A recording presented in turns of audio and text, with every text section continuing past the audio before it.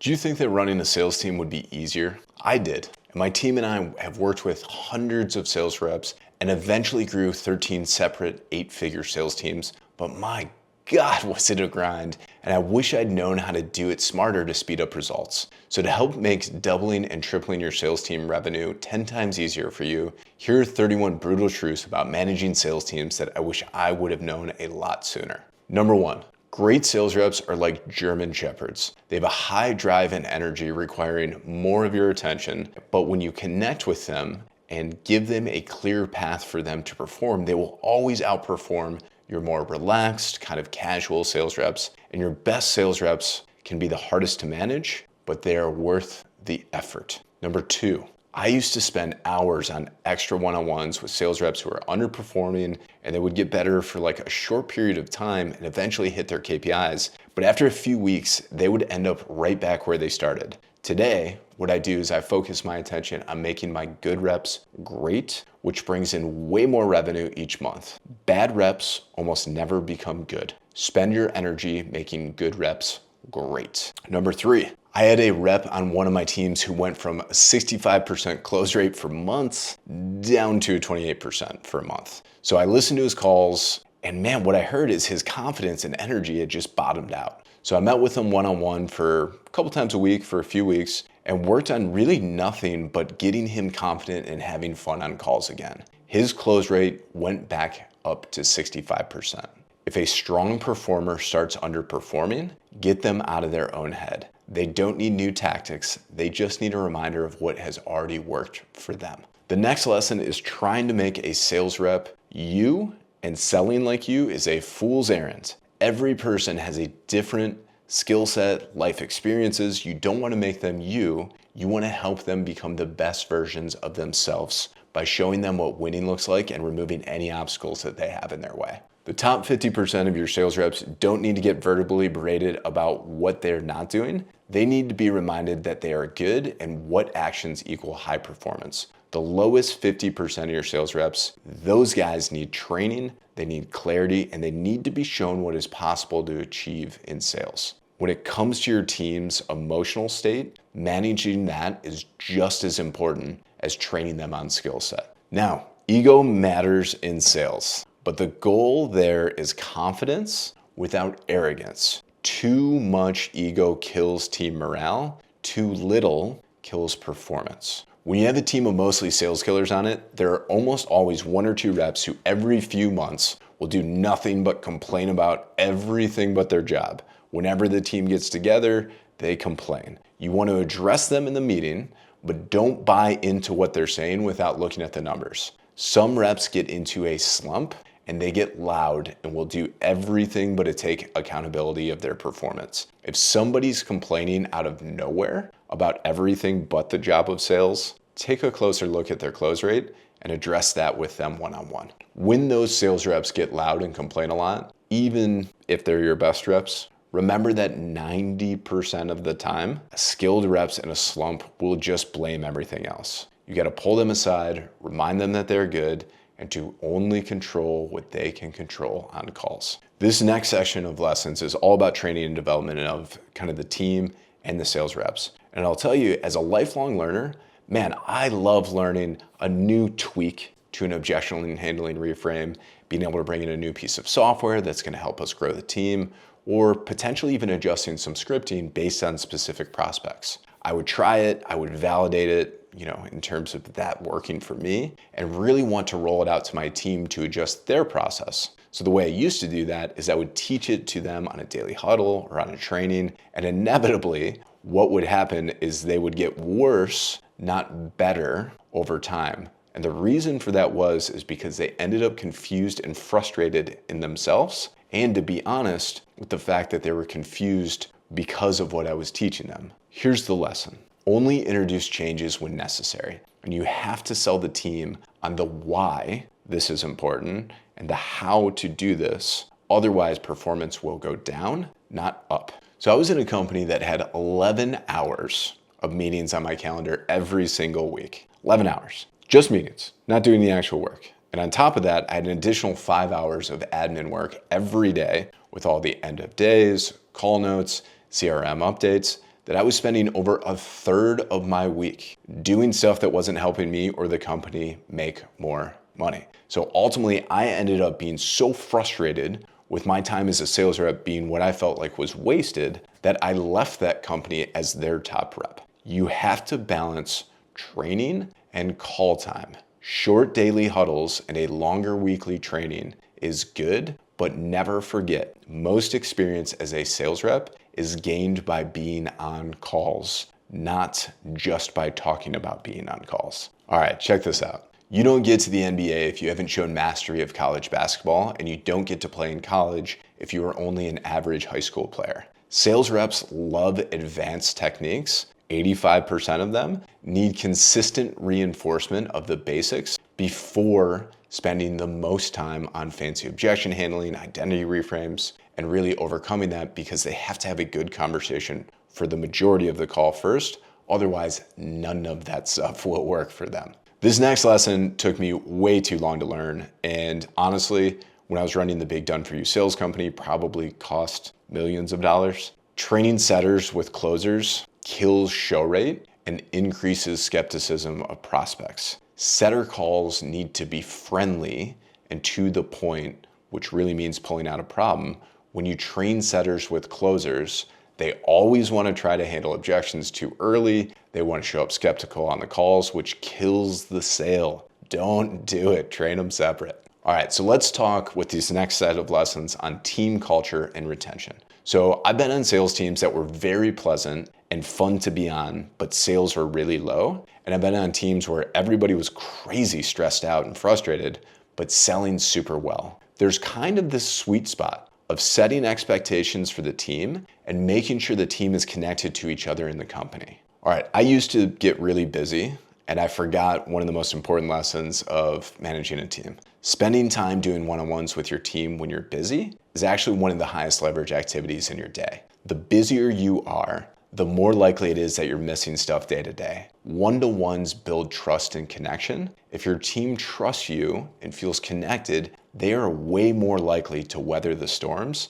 that eventually hit every company. On that note, good people leave when they aren't feeling connected with the company, the prospect, or their role as a rep. Create a good relationship with your high-performing reps, but don't bog them down a ton with a bunch of unnecessary meetings when they could be selling more.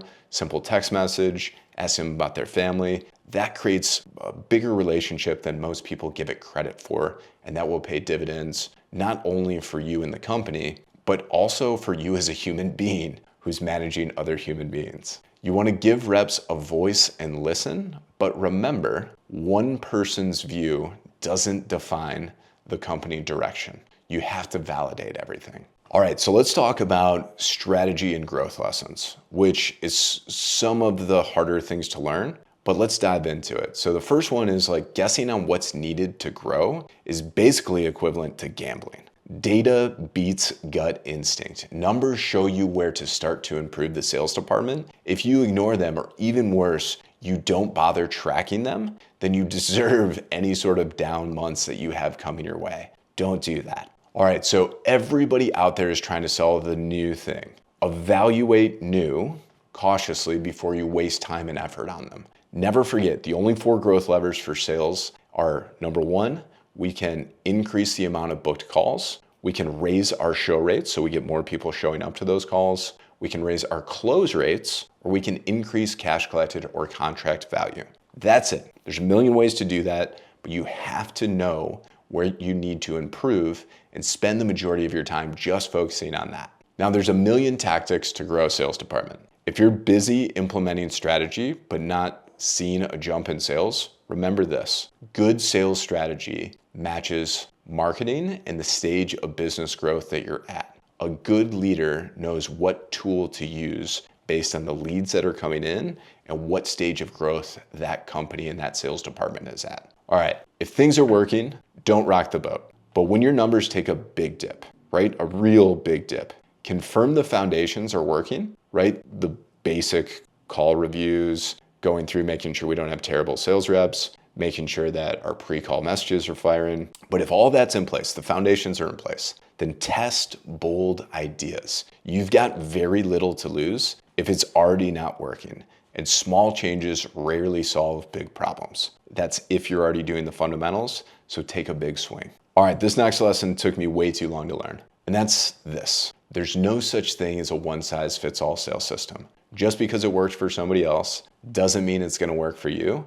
Different types of offers need different types of messaging and sales process. The big three types of offers, there's nuances to this, but basically it's going to be business opportunity, improvement offers, or sophisticated offers, which is where we get into like finance, stuff like that. You have to tailor your approach to get optimal results. All right, and let's talk process and system lessons. If you can't explain a sales process simply, it either doesn't work or you don't understand it well enough. Build simple processes for your team to avoid confusion. A clear sales rep is a confident sales rep. A confused sales rep is a shitty sales rep. Okay, here it is. The larger the company, the more lead efficiency matters. When you optimize your lead outreach, i.e. calling the leads, by organizing your leads closest to closing, which is especially important when you're getting over 1,000 leads a month, organize lead lists that make sure the right dials and text are going out can double a company's bookings, both by increasing the just number of calls on the calendar, but also the quality of those calls, which equals way higher sales down the line. Okay, so I get it. Nobody loves building in the CRMs, or most people don't. But man, taking the time to define clear processes for every stage, new lead, booked call, no-show, closed deal, lost deal, and where everybody's at, and building those into your CRM will save you a ton of time on the back end because you'll actually be able to track where your pipeline is at.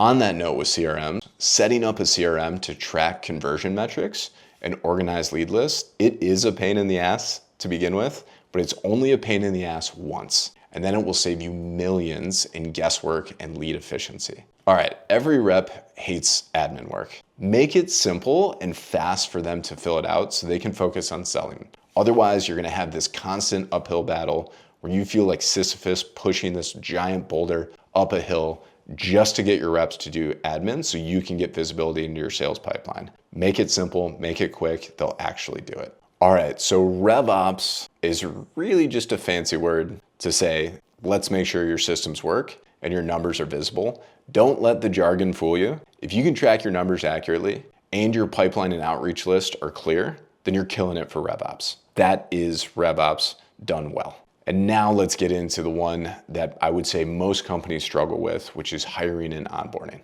So the first lesson is this. When your sales reps are missing easy opportunities to expand and identify problems on a call, you have to train them up or get them out. Great sales talent can double or triple sales quickly. You have to always be recruiting for top quality reps. Speaking of finding great sales talent, finding great sales reps is a lot of times people think of it as like finding a needle in a haystack. It's not impossible, but it is challenging. To make it easier, the job of a good multi-stage hiring process is not to immediately show you out of 100 candidates who is the best person. It's to take each 100 candidate, put them through a process, and to filter out the bad reps until you're only left with the good ones. That's how you find real talent. And you might be saying, yeah, Will, but we don't have a bunch of good talent. I don't like any of these guys. And if that's the case, when you don't like any of the sales reps that are interviewing, check the job description in the platform that you're actually advertising on.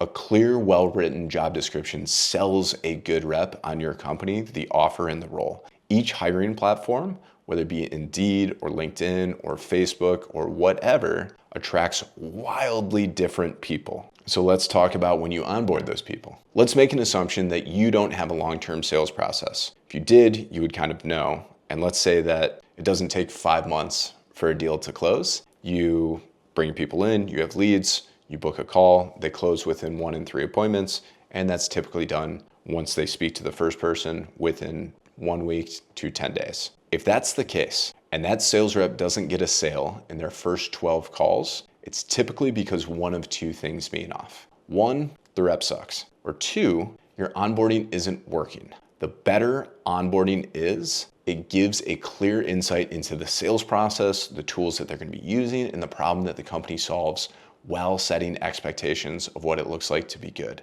The more reps win with you, the longer you're going to keep them, and the better you're gonna do overall. All right, so that's it. So thanks for staying with me to the end here. And as important as all these lessons are, here's the thing. If you don't actually know how to recruit and onboard sales talent, then you may not have the quality of talent that you need to actually execute those. And so if that's the case, go ahead and check out the video I did on recruiting. And then in there, you'll see the next video on onboarding to get really clear on what that looks like and how to do that. So that way you can bring in the best sales talent possible, apply all these lessons, and absolutely crush it on your sales team. And I'll see you in the next video.